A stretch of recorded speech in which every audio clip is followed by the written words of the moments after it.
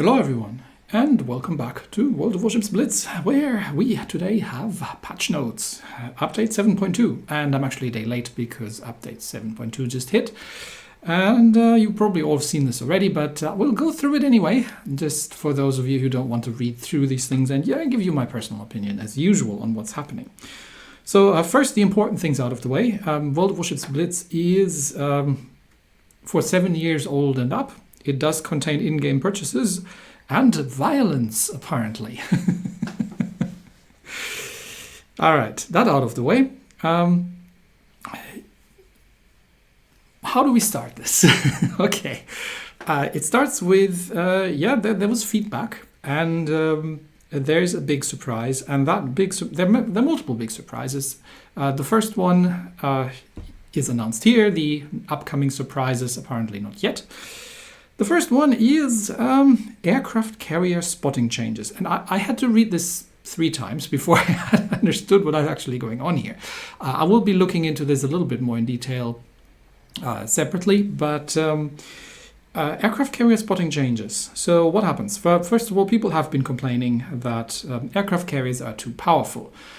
And I would say the majority from what I've seen of the complaints is around things like Alpha Strike capability, that an aircraft carrier can just set their dive bombers and torpedo bombers and just wipe a destroyer off the map as soon as it gets spotted. Now, I have my personal opinions about this, that if this is overpowered or not, but the general consensus appears to be that, especially in higher tiers, aircraft carriers are just toxic, and there had to be something done about them.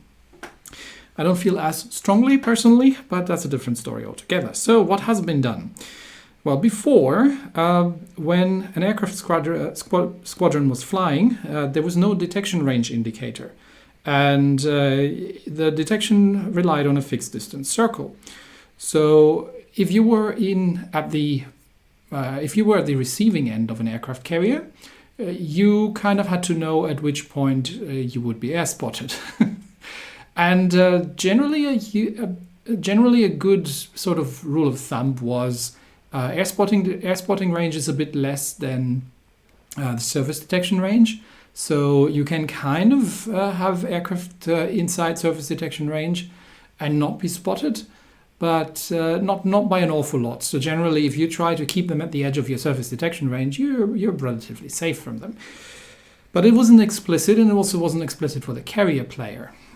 So now, what has changed? They have introduced a vision range display, and I still have to test this out from the actual receiving end of a surface ship player who gets detected by aircraft. But I had a very quick go at a carrier in the training room just to see what was actually happening. So there's now an indicator which has a sector and circle element. So what is the sector? The sector is effectively a directional indicator similar to the torpedo indicator, pointing to which direction your aircraft are flying in. And then there's an all-around circle. The idea behind that is that if you imagine you're a pilot of an aircraft and you're looking out of the aircraft, you can look out over the side or the rear, but you won't see an awful lot. But you can see more forward, because that's where your windscreen is, and that's where you're generally expected to be looking. So torpedo bombers, dive bombers have a directional vision. So if they come towards you, they have better spotting range than if they just fly past you. Fighters didn't appear to be the case, but from what I've seen, and I've just had a really quick look, they seem to also have the largest vision range. But again, I'll have to test this all more in detail. So players can combine these elements as desired, displaying only a circle, only sector, or a combination of both. I haven't found any settings for that, but maybe there are and I just haven't seen them.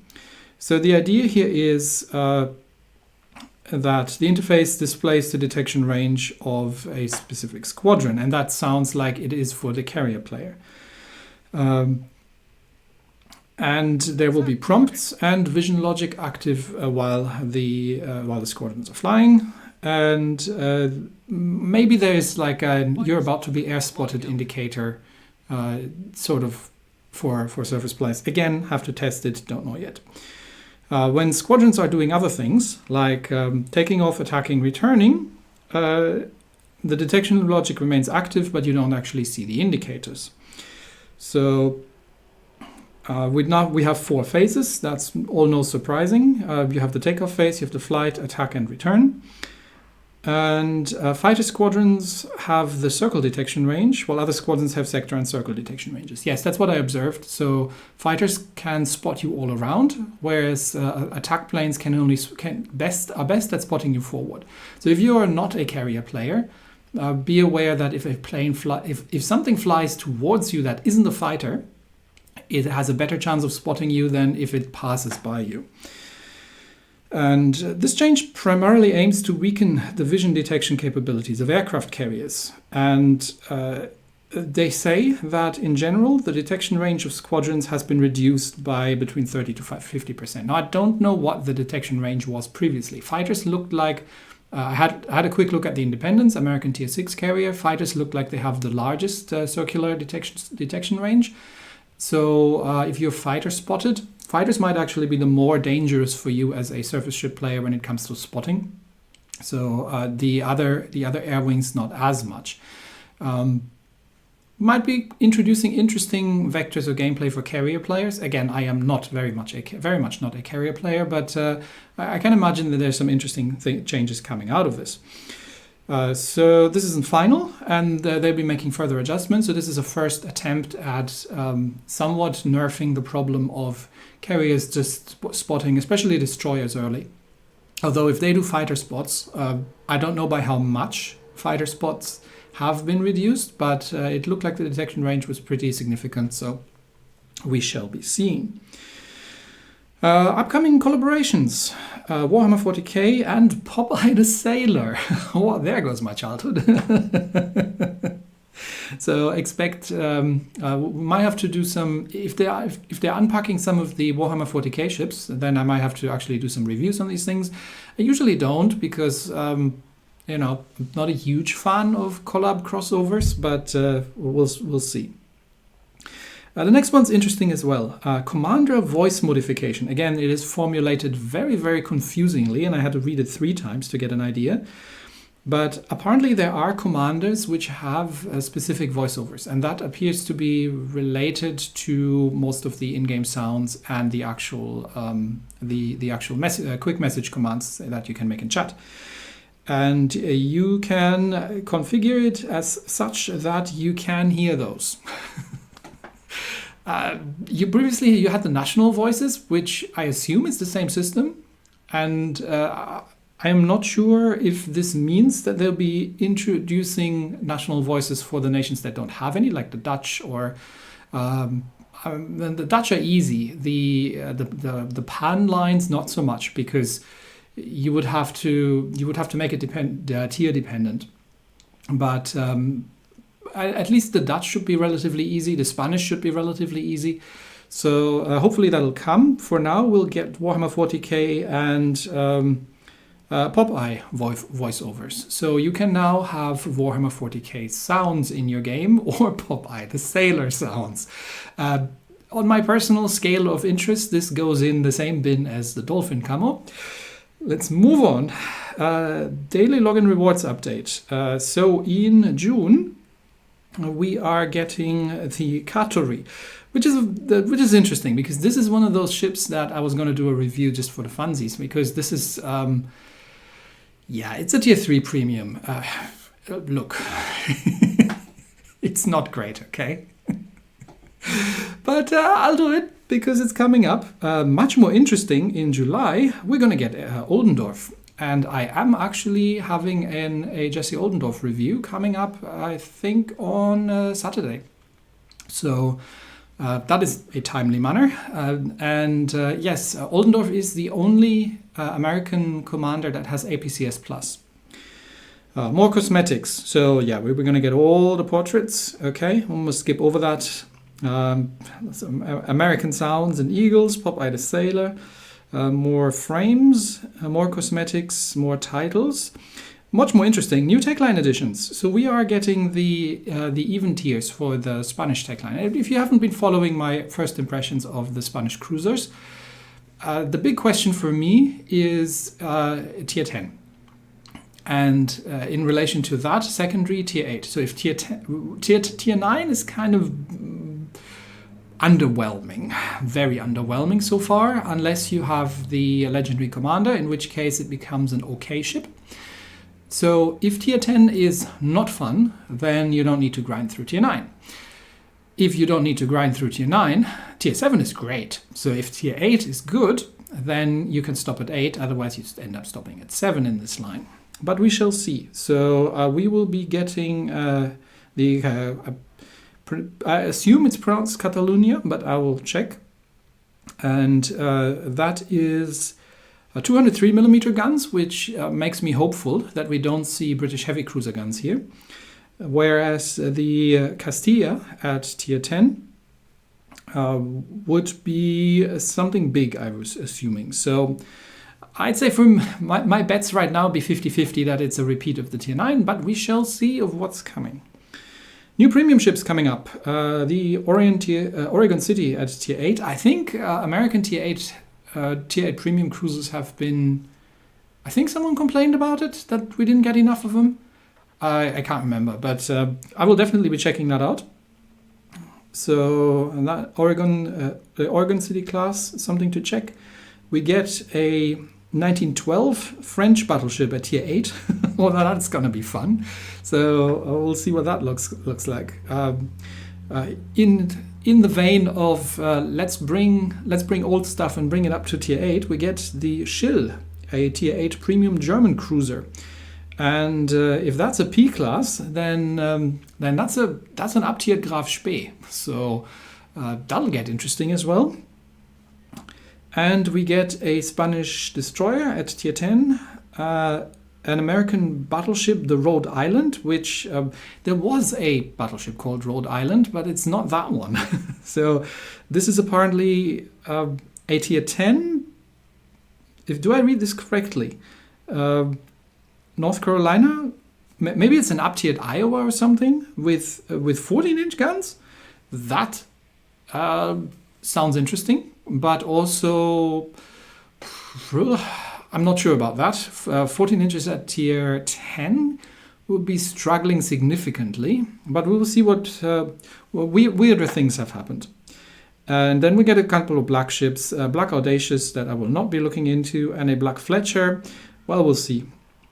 But I generally don't look at black ships all too much. We get some unique camos, which I'm not too interested in, but they give us a bit of a view of what we're getting here. So that is the Spanish tier 10, and I can't tell what the guns on that thing are, but it looks like a 9-gun layout.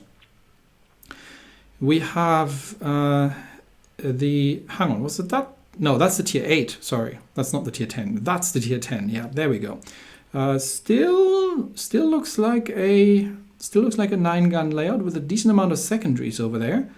Either these are just for cosmetics, or we actually get a cruiser with active secondaries. That would be a first. We'll see. We'll see what we end up getting here. This is the Oregon City. No great surprises here, and looks like a down-tiered Baltimore. And this is the This is the tier 8 Lyon thing that the French have cooked up. Someone looked at Japanese pagoda masts and said, I want that. All right, what we got here? This is the Schill. So yes, that would be twin 283 mm main guns, a bunch of 150 millimeter secondaries, probably a bunch of auto secondaries and torpedoes, if I had to guess, as an up-tiered Graf Spee. Tier 8, that'll very much with 6 guns. That'll very much depend on the reload on those things. But Super Cruiser tier 8 may be playable depending on the maneuverability that we're gonna get. That's the Spanish destroyer. Seems to have lots of guns. And this is the Rhode Island, which has quad guns and presumably a lot of them. So we will see how that turns out. And that's just a special camo for the Colorado and for the Colombo. We get more themed special commanders. A a carrier commander and a destroyer commander for the Warhammer 40k, which makes me believe that we will get new Warhammer 40k ships. So probably to a destroyer and an aircraft carrier. And we get 2 Popeye themed ones. That could be anything. The first one is probably a battleship. It could be both battleship commanders, or maybe a cruiser and a battleship commander. We will see. We get a new legendary commander, and that's, I think, an American one. But with IFAG Plus, I'm not sure. I'm not sure where he would be positioned. More collection book things happening. So you get a couple. I think most of them are. I think one of them contains the legendary commander, but other than the first one here. So if you complete that, you get the legendary commander. Other than that, I think it's mostly just cosmetics, frames, portraits, and no, that's a required commander. Yeah, no, it's just frames and portraits. And that one, same thing. Okay, let's get through that. There's a friend referral system. So it's the usual, if you get a friend to join the game and they use your referral code, you get things. You get good things. Tupperware, that sort of thing. Fault Line and Atlantic are going to be making resurgence in regular randoms. But as dominations, which is good because domination maps are good. I like them, and Fault Line and Atlantic as base capture have been removed.